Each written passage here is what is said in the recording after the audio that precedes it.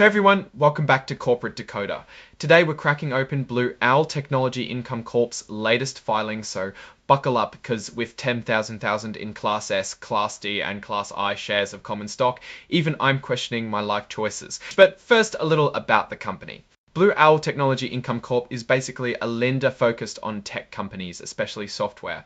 They're set up as a business development company or BDC.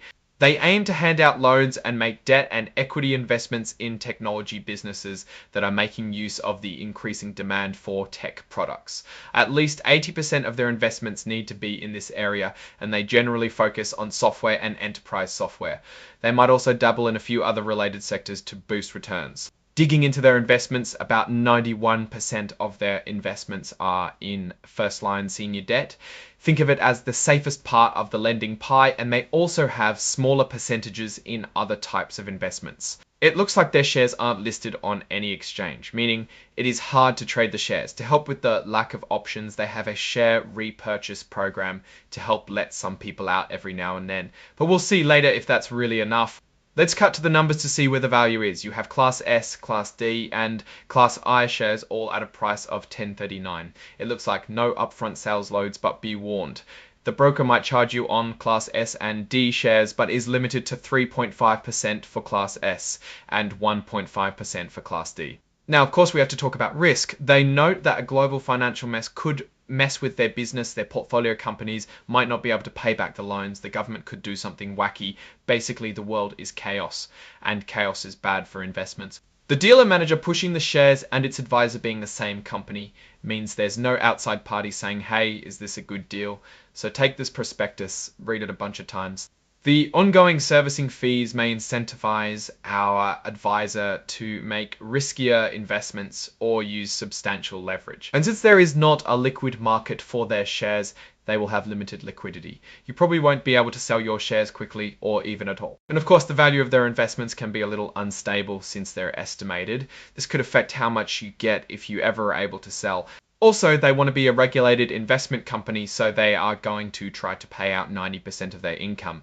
But if they mess that up and aren't treated as such, they will be stuck paying corporate income tax, and all of their distributions may be subject to tax. Let's get to management now. This is where the company mentions Owl Rock, now known as Blue Owl. Apparently, this platform has done a lot of deals in the neighborhood of about $142 billions.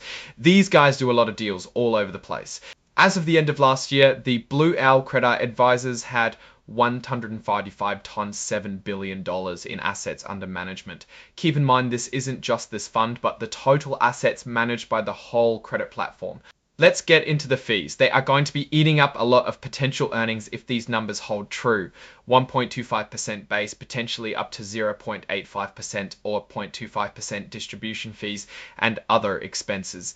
Incentive fees may take a big chunk if they have great investments, but also you pay interest to the people who are lending the money, which can go as high as 8%. A quick look at the financial highlights and net asset value has been pretty stable at 10.42 from 10.38 the previous year, which is not bad if not boring. They are going to use money from the sales of stock to buy investments within 30 to 90 days. Now, here is a list of the people that are helping decide which investments to make. They all seem to have a lot of experience. It's good to look at the people as it shows their credentials and what they think they are good at. Now, after having a look at Blue Owl Technology Income Corp, here's my take. It's a niche player focused exclusively on technology.